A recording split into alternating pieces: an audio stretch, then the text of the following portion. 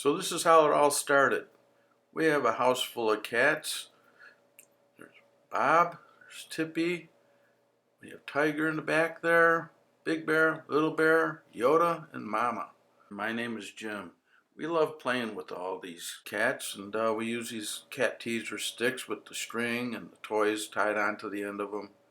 They love chasing them around and chewing on them and all that. And we have a lot of fun with them. The problem is the ones that you buy in the big box stores, they aren't that good. They fall apart pretty quick, and the strings get torn up, and the toys break off like the first day, especially when you got a house full of cats. So I decided to make these better quality ones out of a bunch of exotic woods. I used walnut, maple, cherry, padauk, purple heart, yellow heart, you name it. I've put it in these cat sticks pretty much, and they like playing with them. And I decided, well, I might as well make a bunch extra and make them available to anybody else that has cats that might want to have a better quality cat teaser stick than the ones you can get in the big box stores. So that's how it all started.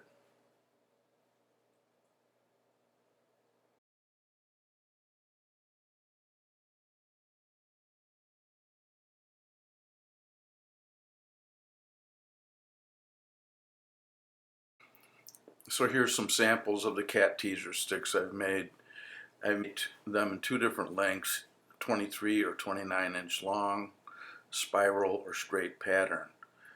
I include 3 different paracord colors with each one. The shorter sticks have a 5-foot paracords, the longer sticks have 6-foot paracords. So after I made a bunch of these things, I thought, hey, wait a minute, what if I made some canes like this? So I did, and here's some samples. I think they turned out really nice. So that's really what this video is all about. I'm going to show you how I made these things. I have some of these and some cat teaser sticks and a few other things in my Etsy shop. I'll leave the link in the descriptions below.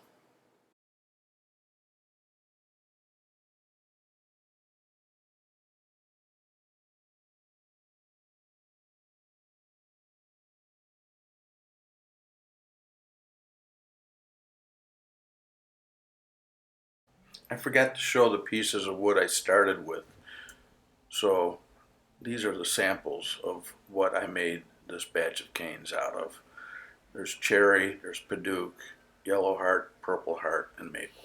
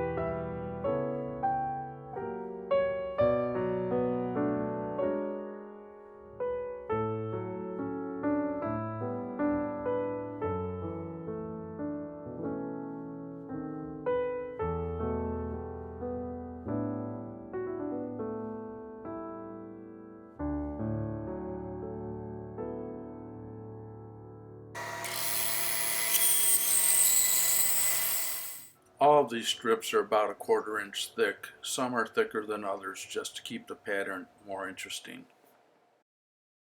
So after I cut all 10 strips on the bandsaw, I ran them through the drum sander to get them nice and flat and smooth and ready for glue up.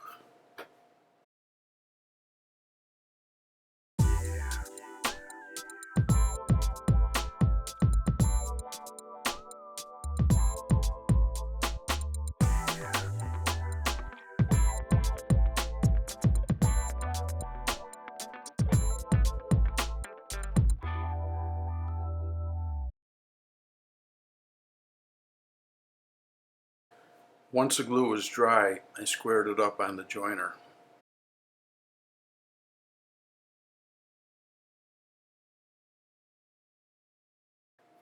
At this point, what I have is a square block of what I like to think of as a sandwich of wood. I take that sandwich and I bring it to the bandsaw and cut it in strips.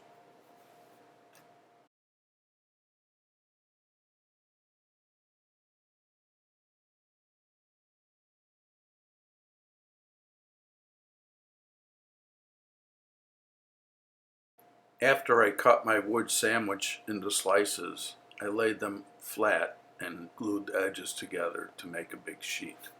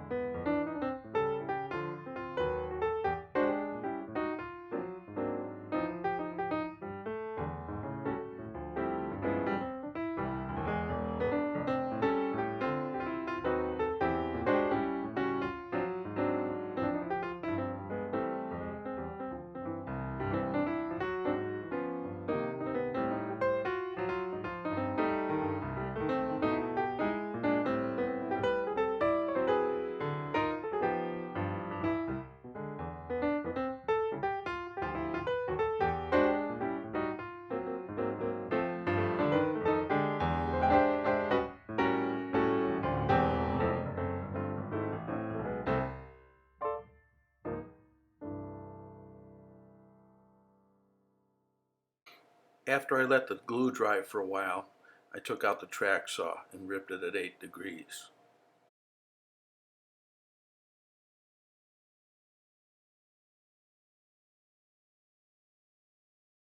Next, I cleaned up the 2 remaining straight edges and glued those together.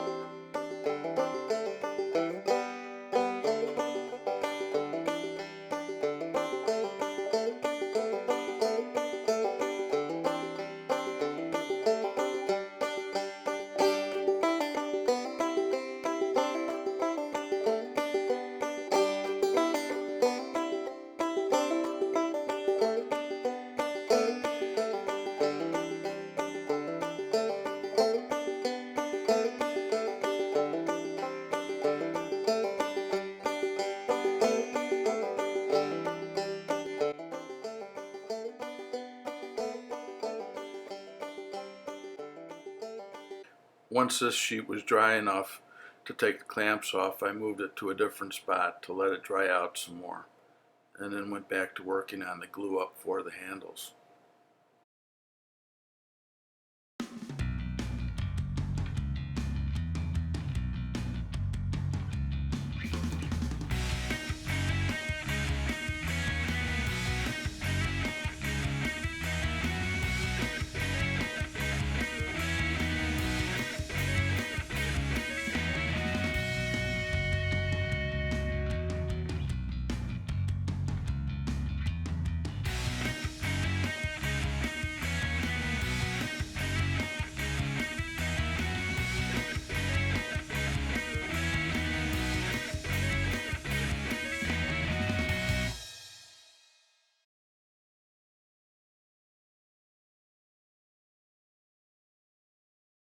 Next, I follow the same procedure I did earlier, ripping the piece at 8 degrees and then re-gluing it on the other side.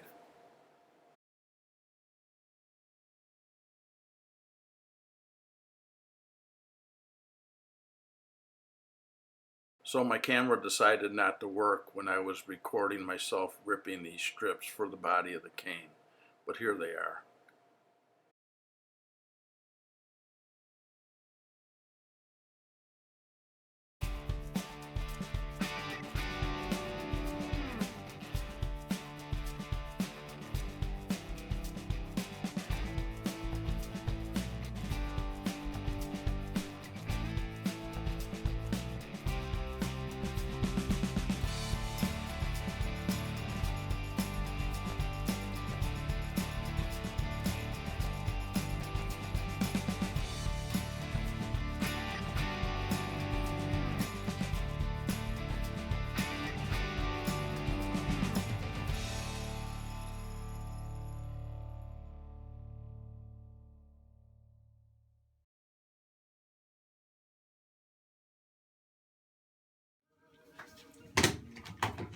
This thing's been cooking for, I don't know, a couple hours. I'll flip this glue up over to dry the other side while I go back to the other glue up. I flip every other piece over to alternate the direction of the grain.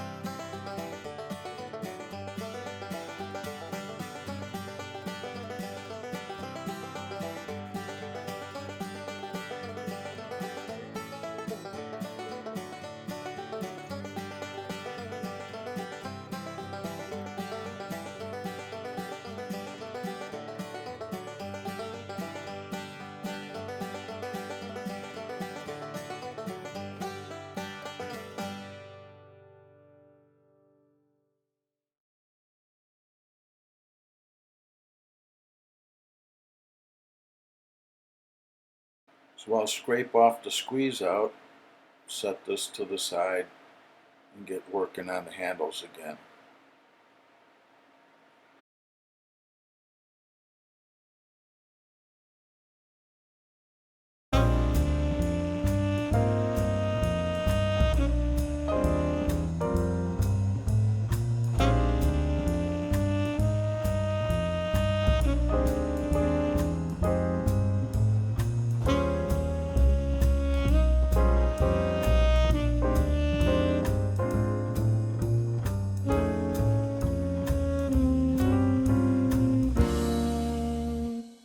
Next, I run those pieces through the drum sander, and then I cut them in half and pick the best 5 out of the 6 pieces to use.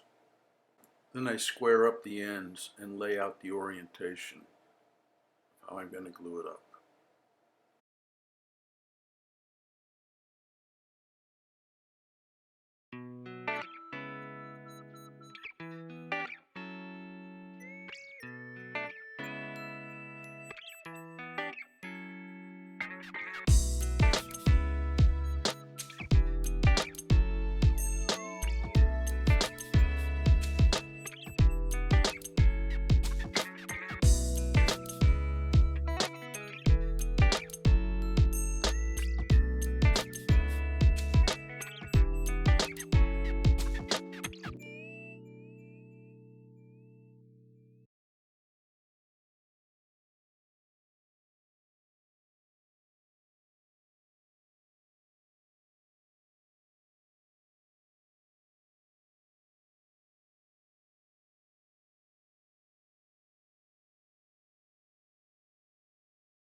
Looks like that'll work.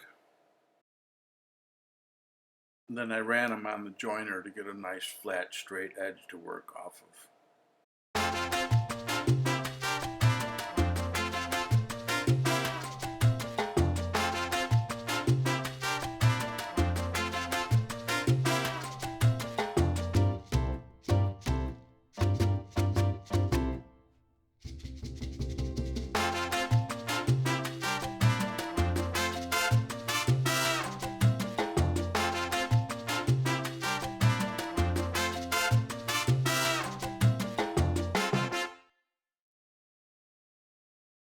I ripped that in half, and now I have 2 pieces about 1.25 inches square by about 36 inches long.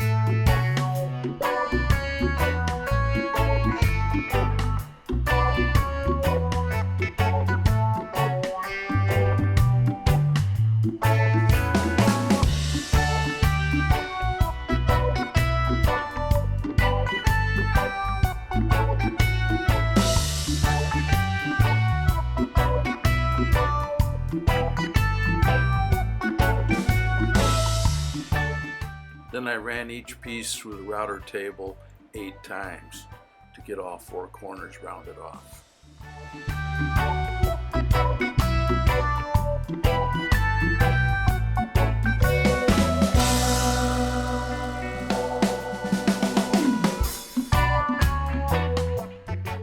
Time to lay out the shape of each handle.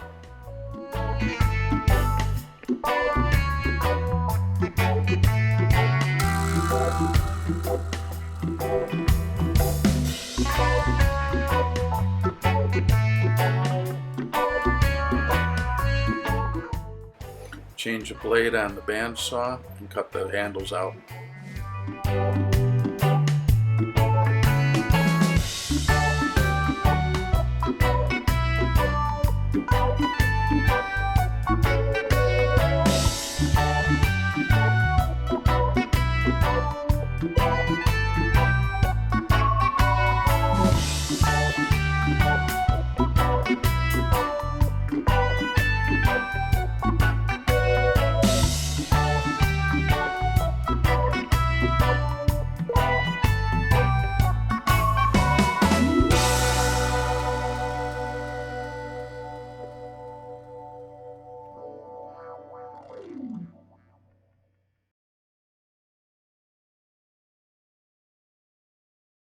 Then I use some double-sided tape to hold the pattern onto each handle.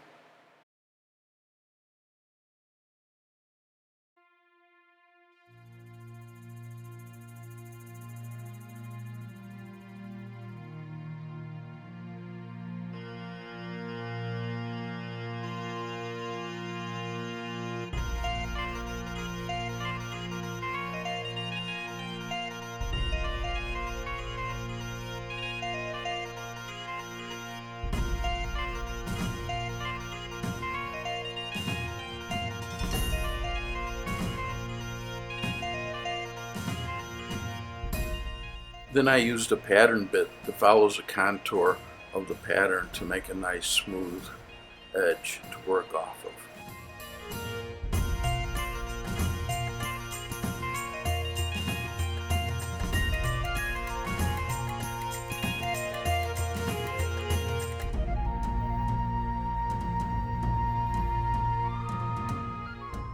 I started off by just taking a little bit off of the top and then lowering the bit to take a little bit more each time. You don't want to take too much off at once.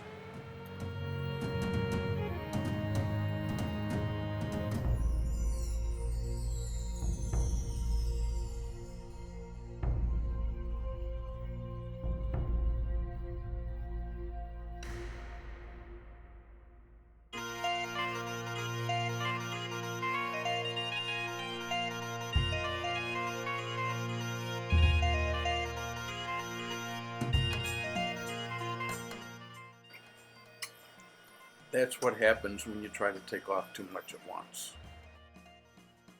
Okay, I'll use the push stick.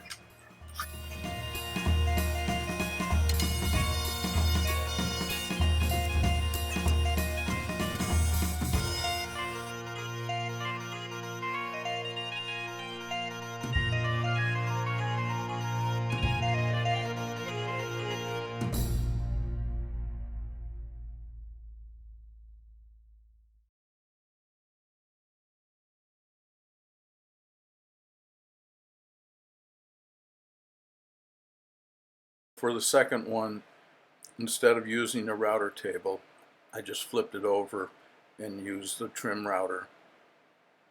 It was a lot safer. I had to raise the handle about a 1/4 inch off of the workbench so I could clear those dogs.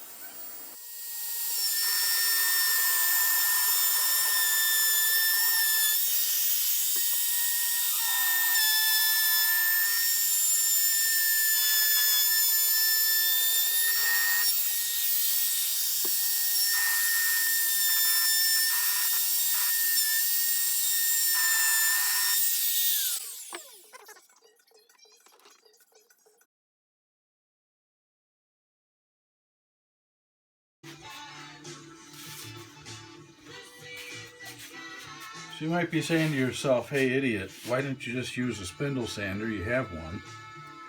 to dress that up before you do this step. And well, I've done that way before, and it works. It's pain, takes a lot of time. Is it worse than this? I don't know. But anyway, I did dress it up a little bit afterwards, and to hopefully make this step go a little bit quicker. But here goes. We'll see if I can do this without causing too much damage.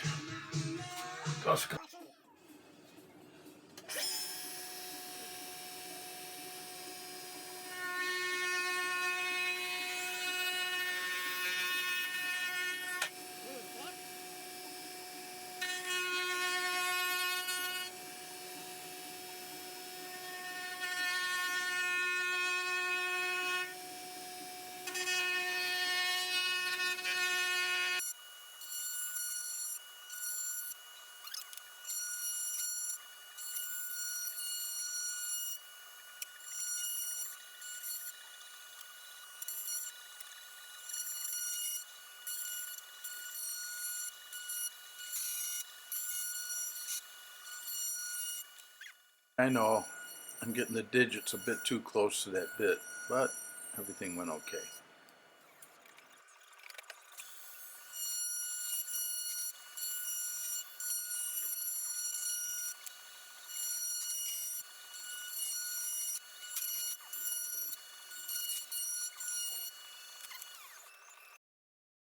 Another pass a little bit deeper to make it even more round.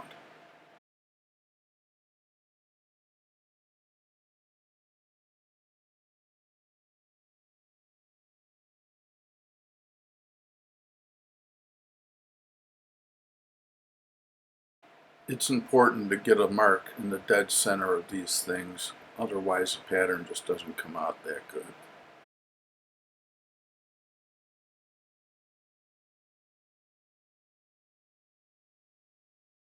It's about time to put these things on the lathe, see what kind of damage I can do there.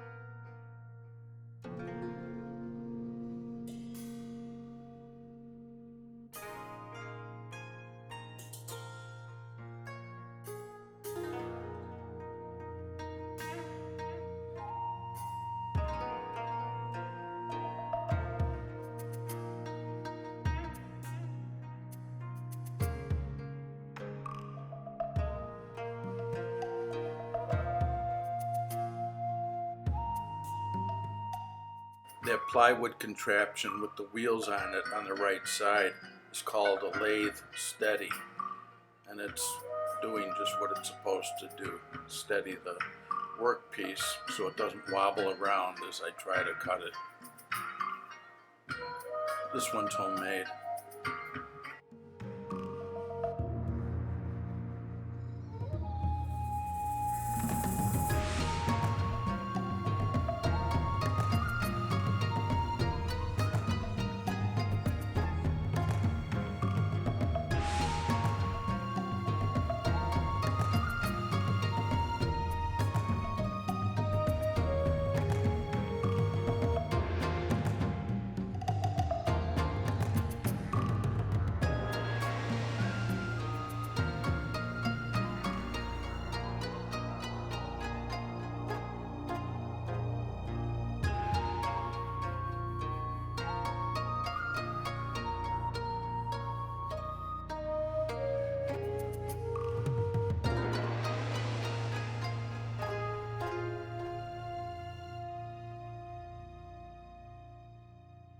I used the palm sander to hit the areas that needed extra attention, and then I started sanding it down with coarser paper going to finer paper.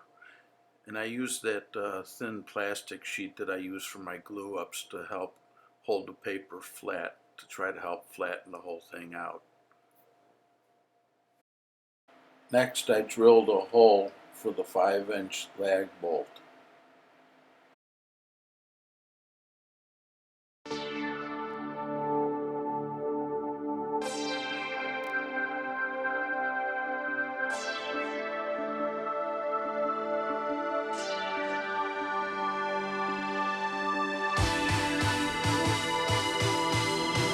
Okay, now for the handles.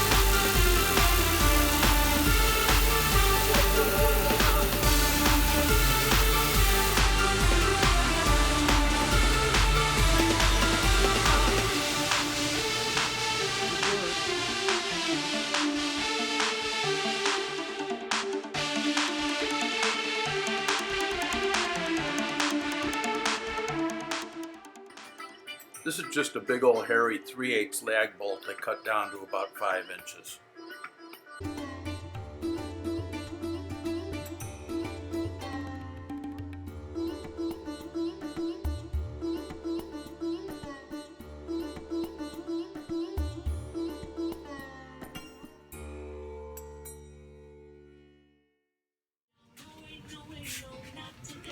Okay, hopefully I have everything here that I need.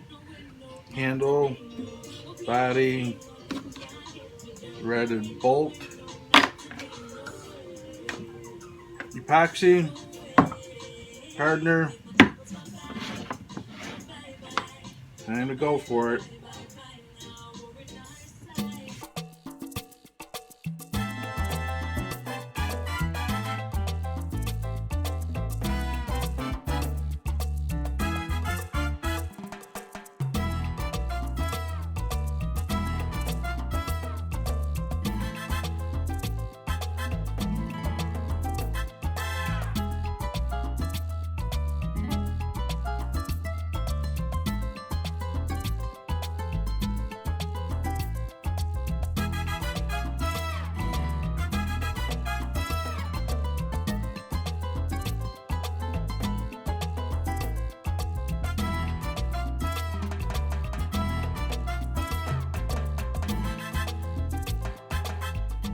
I let that cook for about 12 hours. Yep, more shaping with the Dremel to blend the two pieces together.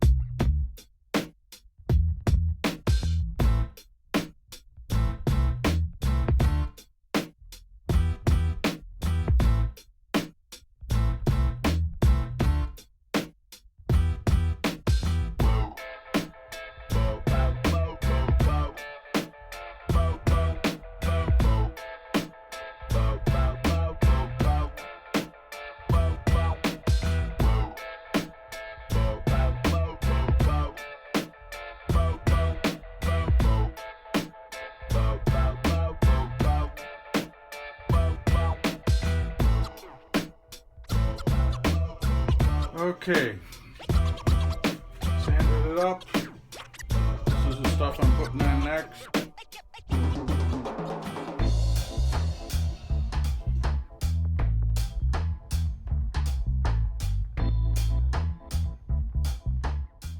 Oops, no respirator.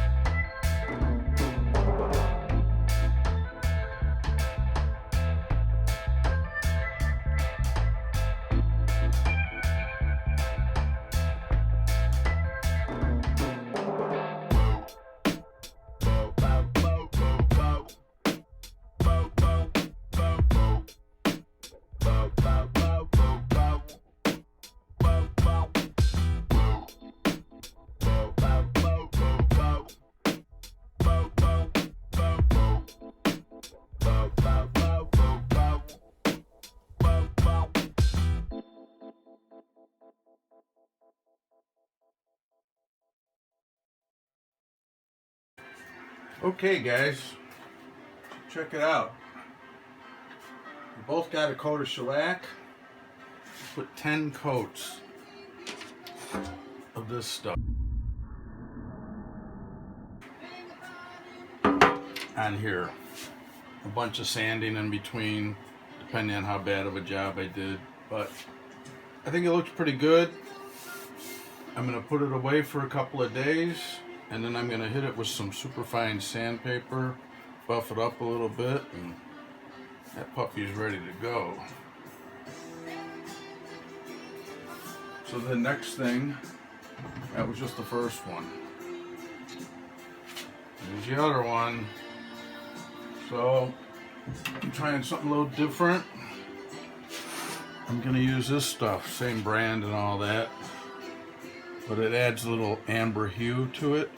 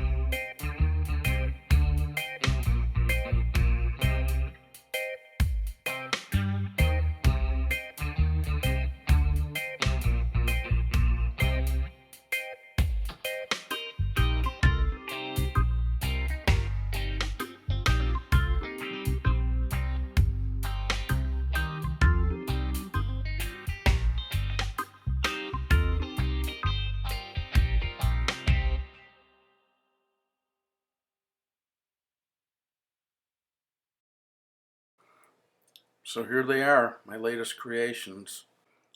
2 canes made from cherry, bidoof, yellow heart, purple heart, maple, 3/8 bolt, and some epoxy. So this first cane is the one with the Enduro varnish on it. Enduro var they call it. It's got the amber hue, it's pretty obvious. So you might be saying, boy, these things are awfully tall. You'd have to be 6'6" for this one to be comfortable. But I did that on purpose so I can cut them down to whatever length the customer might request. So this is the other one. with the 10 coats of high performance gloss finish on it. I hope you enjoyed the video.